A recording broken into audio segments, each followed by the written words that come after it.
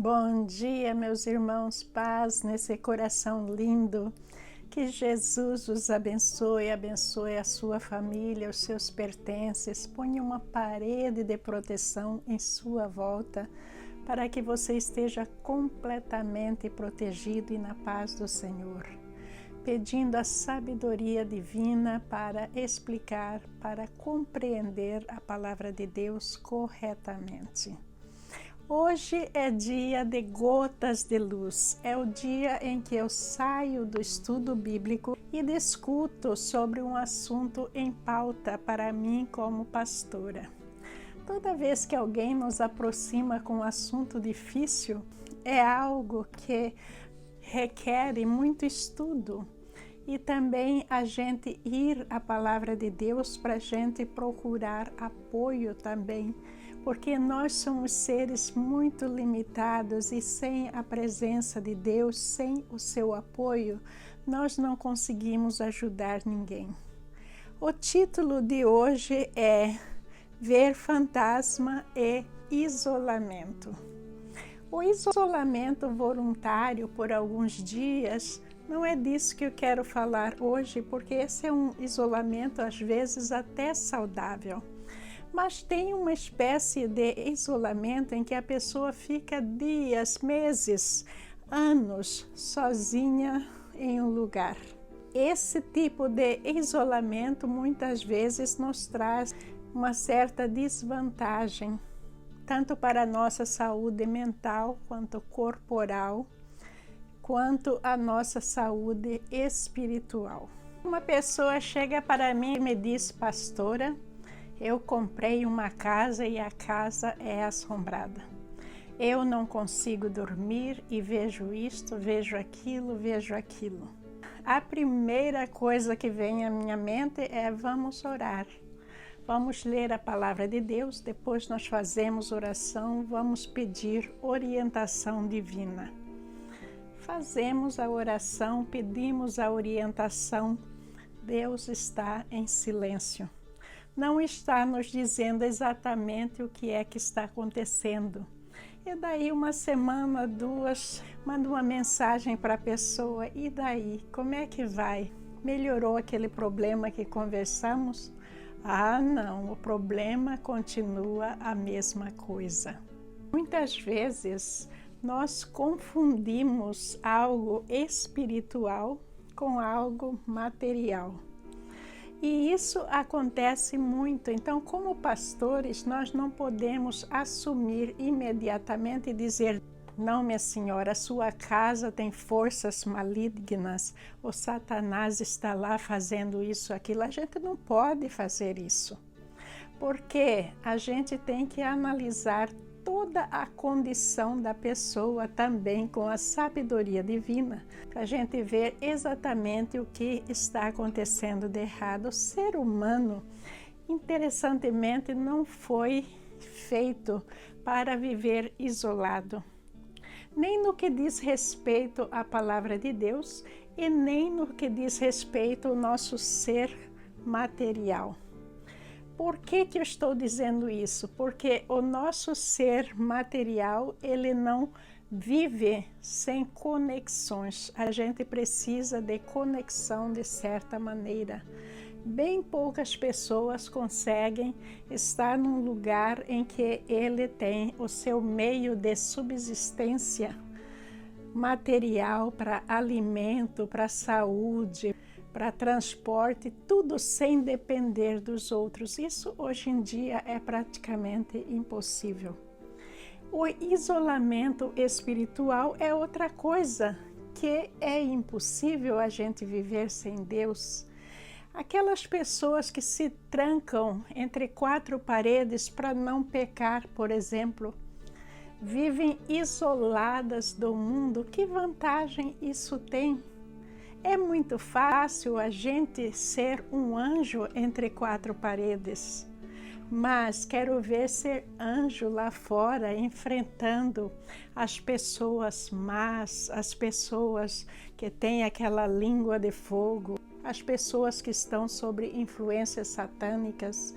Aí sim a pessoa vai mostrar que ela é uma criatura santificada. A pessoa em isolamento, ela está vivendo em um ambiente que nunca muda.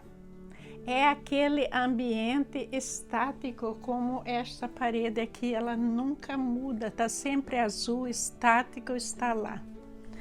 Ora, se eu fixar os meus olhos nessa parede o dia todo, o meu corpo vai sair daquele balanço, daquele equilíbrio, e eu vou sofrer certas reações, não é? Isso vai alterar a nossa mente, vai alterar o nosso sistema nervoso, alterando assim o nosso equilíbrio, a nossa maneira de pensar sobre o ambiente em que nós vivemos e muitas outras coisas. Aí uma pessoa isolada num lugar escuta um barulho no telhado, um rangido.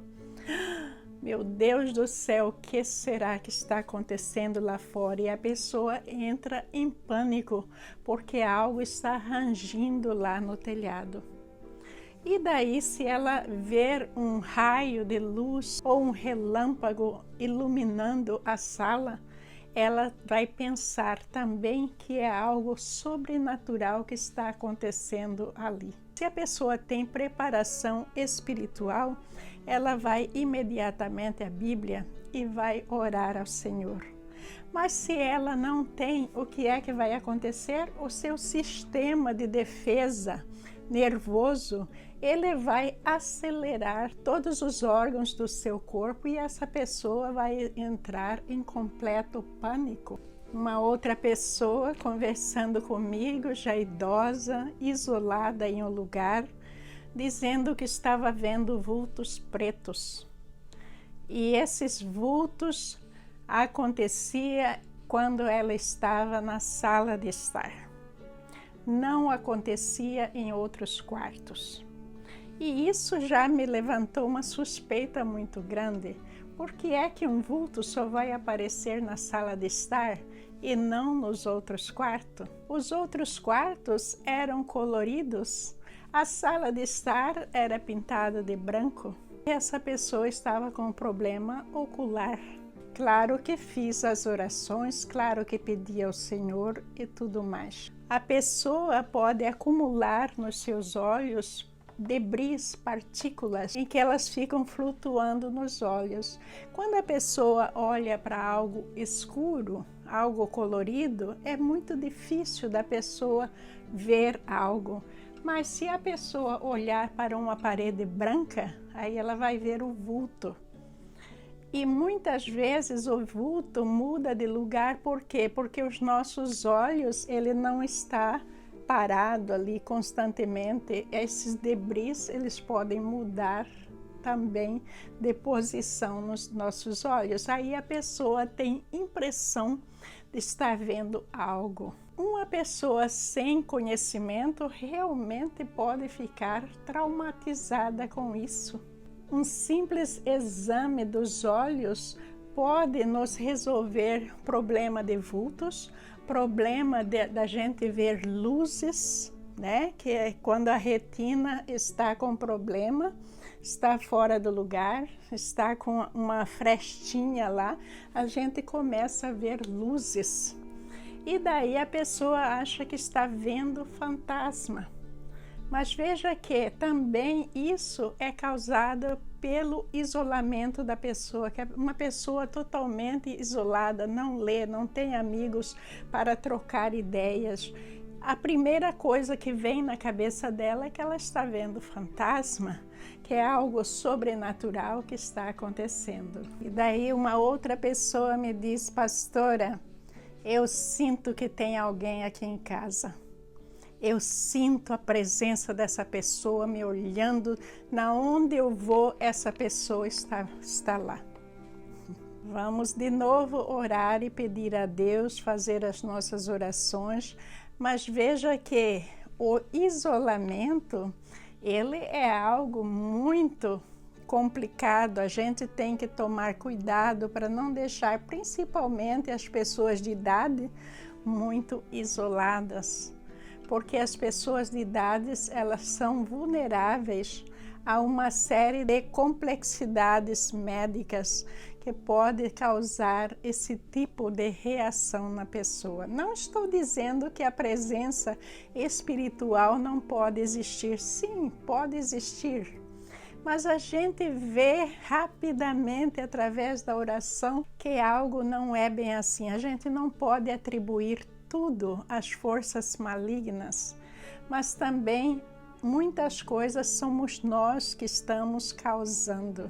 Essas pessoas que sentem a presença de alguém, geralmente quando elas sentem a presença de alguém somente quando ela está sozinha em um lugar, então nós sabemos que essa presença tem a ver com o lado psicológico da pessoa. Por estar sozinha ali, ela começa a imaginar essa presença. Não de propósito, mas é algo que o isolamento traz na pessoa, porque a pessoa precisa da convivência da família, dos amigos, precisa sair, precisa trocar de ambiente. Como eu disse para vocês, se eu começar a olhar para esta parede, tudo que eu vejo durante o dia todo é esta parede. É um quarto pintado de azul, eu estou sentada lá. Eu não tenho muita coisa para fazer porque vivo sozinha. Veja que, sem eu perceber, toda a minha condição psicológica vai mudar. E aí a pessoa começa a sentir essas presenças e ficar muito perturbada sozinha ali. Então nós temos que mudar a maneira de viver, principalmente quando a gente já está na minha idade ou mais, a gente tem que procurar socializar um pouco mais. A gente tem que procurar sair com as pessoas. A gente tem que ter amigos para conversar, nem que for pelo telefone, mandar uma mensagem. Mas vamos deixar o isolamento de lado, porque não é da vontade de Deus que a gente tranque num quarto, mas Deus quer que a gente sempre esteja fazendo o seu trabalho.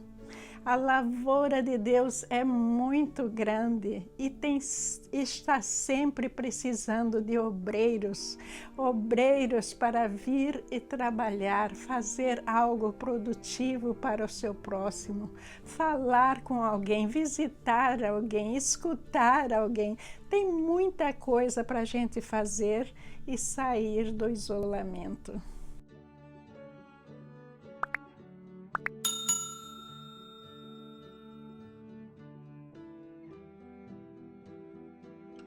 Está escrito em Provérbios 27, 17.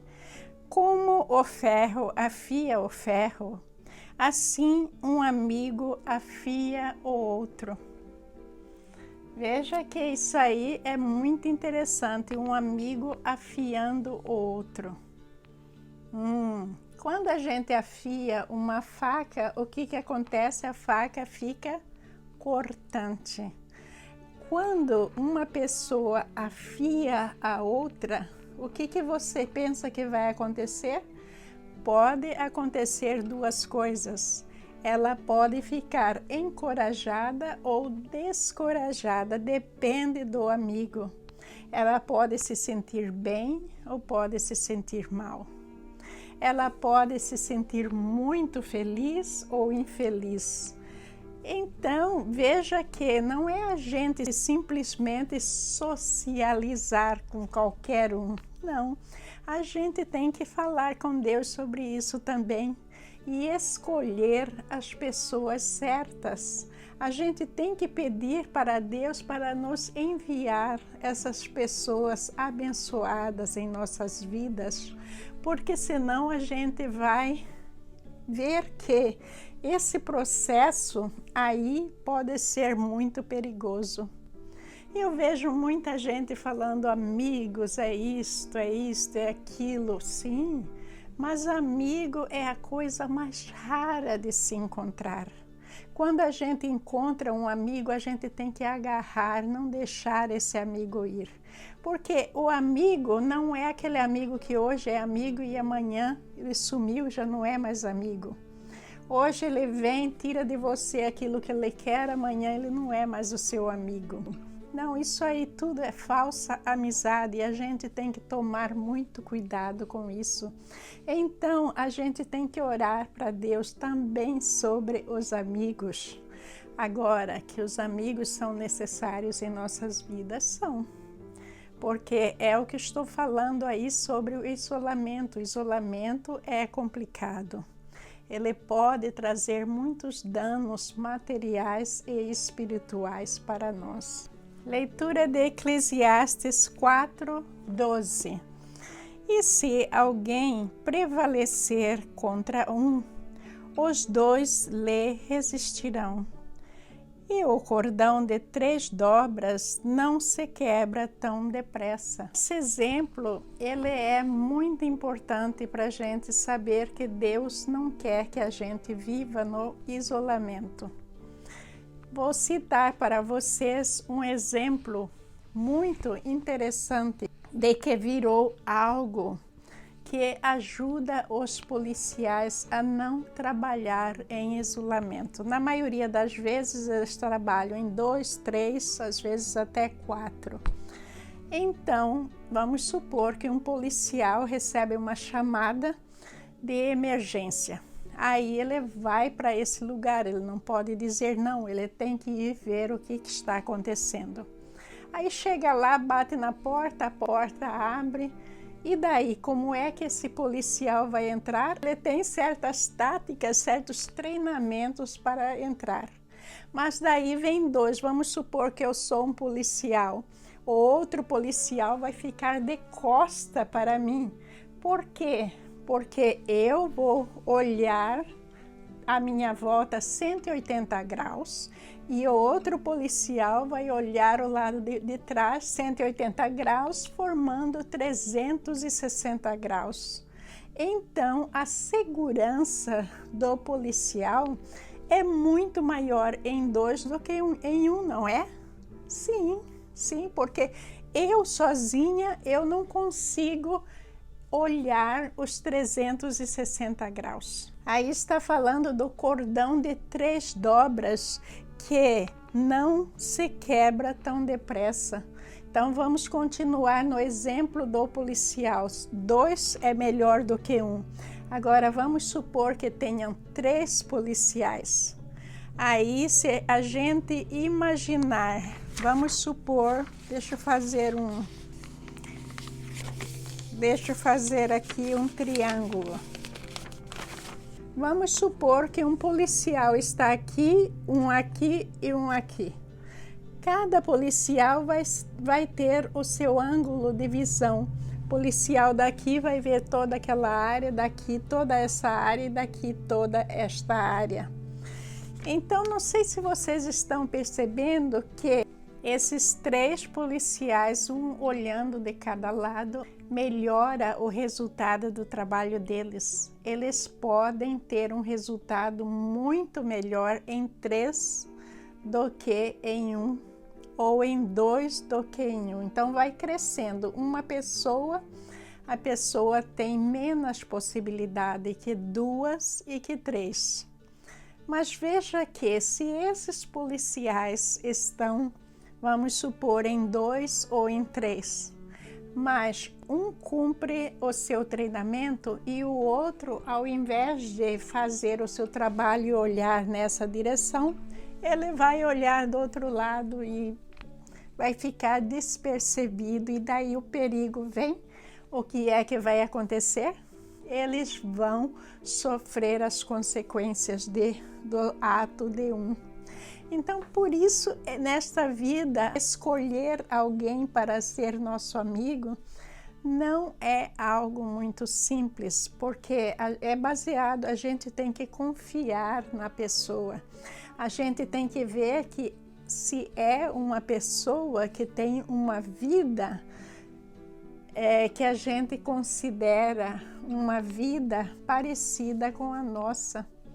Porque se a pessoa tem uma vida muito pior do que a nossa, espiritualmente falando, ela não pode ser um bom exemplo para nós. Agora, meus queridos, se vocês têm a casa cheia de gente, vocês estão com muitos amigos, vocês saem, não ficam em casa e vocês ainda estão ouvindo o telhado ranger.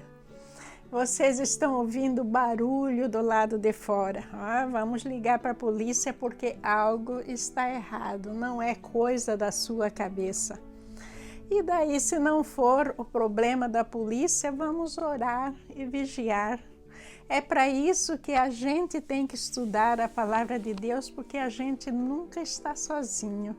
E a gente, tendo a presença de Deus, a gente tem a melhor presença de todas. A melhor ajuda que a gente tem vem do Pai. Então, a gente só ora e Deus é suficiente. Porque se Deus não fizer por nós, ninguém mais pode. Então, não vão a ninguém mais. Vai a Deus, a Jesus Cristo. E Ele é suficiente. E se você pensa que está vendo fantasma, já olhou para a parede branca e não viu nada, mas daí olha para uma parede de cor e vê o fantasma te segue em qualquer lugar, aí sim é um problema espiritual. Temos que orar a Deus, temos que pedir uma limpeza espiritual. Aí sim envolve a gente fazer uma intervenção espiritual, orando uns pelos outros. Eu posso orar por você, você pode orar por alguém que está em dificuldade, mas sempre através de nosso Senhor Jesus Cristo. Em nome de nosso Senhor Jesus Cristo é que a gente faz tudo isso. Gente, o fantasma, ele vai aparecer em qualquer lugar. O fantasma que aparece só quando você está sozinho no isolamento, cuidado que pode ser um fantasma mental. Mas veja que o fantasma verdadeiro, ele vai aparecer não importa onde você está, com quem você está. A casa pode estar cheia de gente e você está vendo o fantasma. Aí sim é um fantasma verdadeiro que pode nos causar preocupação espiritual, mas não preocupação no sentido de ficar com medo, não. Não. A gente tem que pegar o medo e jogar no lixo, porque medo não é coisa de Deus. A gente nunca deve ter medo quando a gente vê algo que é ligado com forças satânicas. Não, a gente vai imediatamente pedir proteção divina, pedir que Deus ponha uma parede de proteção em nossa volta, em volta da nossa casa, em volta de tudo que a gente tem. A gente vai orar ao Senhor e, em nome de nosso Senhor Jesus Cristo, repreender essas forças malignas. É isso que a gente faz, gente, não precisa de nada mais. Como eu disse para vocês antes e assino embaixo, Deus é suficiente. Não precisamos de ninguém mais. Ele é suficiente. Então foi essa a minha meditação desta semana sobre o isolamento e os fantasmas. Espero que vocês tenham gostado, que tenha trazido algum conhecimento para vocês. Gotas de Luz é um dia que a gente bate papo saindo do estudo propriamente da Bíblia. Então eu acho que hoje foi um bom bate-papo. Pena que vocês não estão aqui comigo para mim ouvir de vocês o que é que vocês pensam. E meus amigos, não se esqueçam de participar do teste relâmpago que está aberto até o dia 22 sobre Atos 8. É muito importante a sua participação para aprender a palavra de Deus, para checar os seus conhecimentos e para fazer uma revisão. Um bom dia abençoado a todos vocês, a todos os membros da sua família. Saia do isolamento, vai fazer algo produtivo em nome do Senhor. para a sua honra e glória. A lavoura do meu Pai é grande demais e precisa muito de obreiros, pessoas que possam ouvir o seu próximo, visitar, falar da palavra de Deus, pessoas que possam ensinar, pessoas que possam sorrir para os outros e fazer o seu dia muito mais feliz, pessoas que possam sentar e ouvir. Gente, são tantas coisas que Deus pede para a gente fazer, que Ele nos mostre exatamente o que é que nós temos que fazer no dia de hoje. Abençoa-nos, meu Pai. Muito obrigada. Muito obrigada a todos vocês. Um bom dia na graça do Pai. Amém.